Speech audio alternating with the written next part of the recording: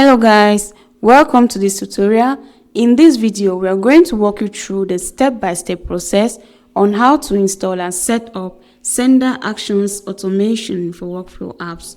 Once on your account, head over to App Marketplace, click on it, search for your app and click on it.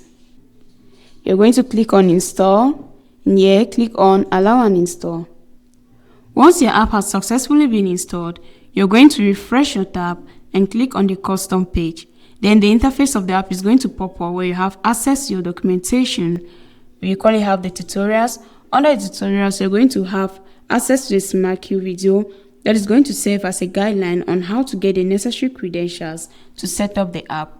We currently have the setup, which tools of the app. Here we notice that our app haven't yet been connected, but no worries, we're going to walk you through on how to connect and set up the app. First thing, you're going to head over to your account online. Once you're here, click on Account Settings. Click on API Access Tokens and copy your token. Head over back to your account. Click on Start Setup.